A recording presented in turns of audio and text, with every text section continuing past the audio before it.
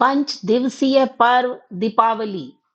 आप सब जानते हैं कि दीपावली 5 दिनों का त्योहार है और प्रत्येक दिन के उत्सव का धर्मों और रीतियों के अनुसार अलग-अलग महत्व है।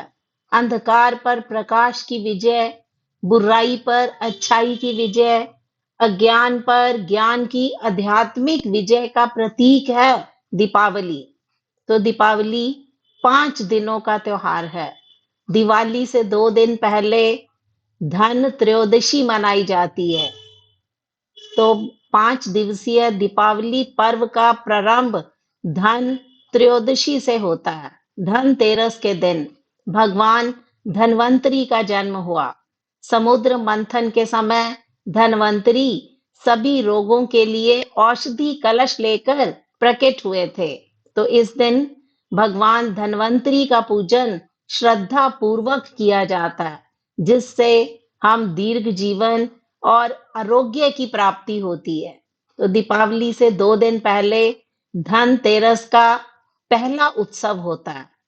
तो दिवाली से 1 दिन पहले हम नरक चतुर्दशी मनाते हैं और दूसरे दिन नरक चतुर्दशी होती है। यह दिन अच्छाई से भरा भविष्य की घोषणा का प्रतिनिधित्व करता है।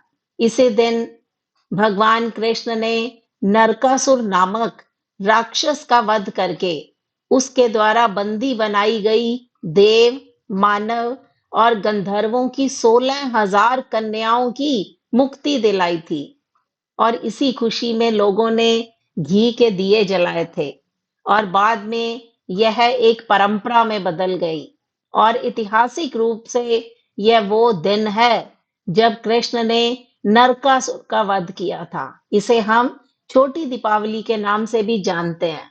और तीसरा शुभ दिन दीपावली का होता है।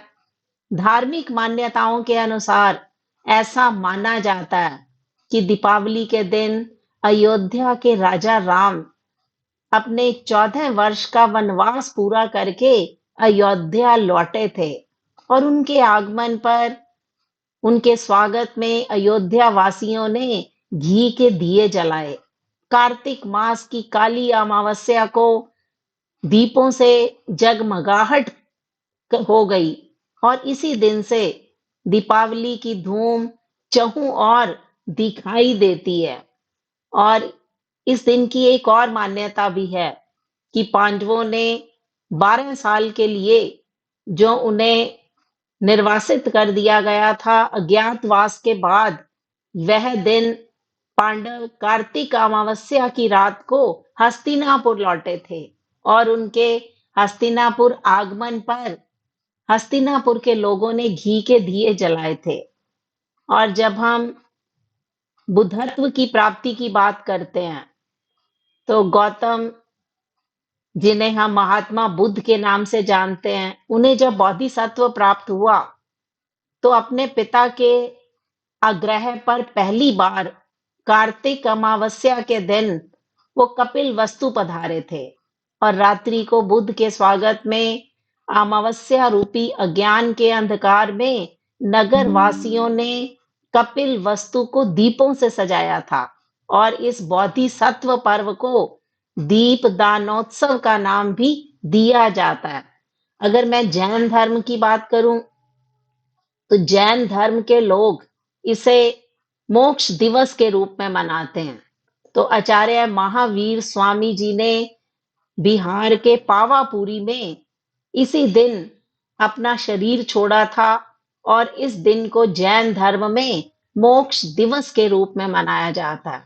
अगर सिख संप्रदाय की बात करूं, तो इसे गुरु हरगोविंद सिंह जी की 52 राजाओं के साथ रिहाई की घटना के साथ जोड़ा जाता है और हम इसे बंदी छोड़ दिवस के रूप में मनाते हैं। और दिवाली से अगले दिन अन्नकूटोत्सव मनाया जाता है, जब कृष्ण ने वृंदावन के ग्राम वासियों को मूसलाधार बारिश से आश्रय प्रदान करने के लिए गोवर्धन पर्वत को अपनी अंगुली पर उठाया था। यह घटना भगवान द्वारा उन भक्तों को सुरक्षा प्रदान करने का प्रतीक है, जो उनकी शरण में आते हैं। घर के आंगन में गाय के गोबर से भगवान गोवर्धन जी की मूर्ति बनाई जाती है, पूजा अर्चना आराधना की जाती है और गिरिराज भगवान को प्रसन्न करने के लिए अन्नकूट का भोग लगाया जाता है। तो ये दिवाली से अगले दिन हम अन्नकूटोत्सव मनाते हैं और दिवाली के दूसरे दिन भैया दूज की परंपरा है। इससे जुड़ी मान्यता यही है कि सूर्य देव की पत्नी छाया की कोख से यमराज और यमुना का जन्म हुआ।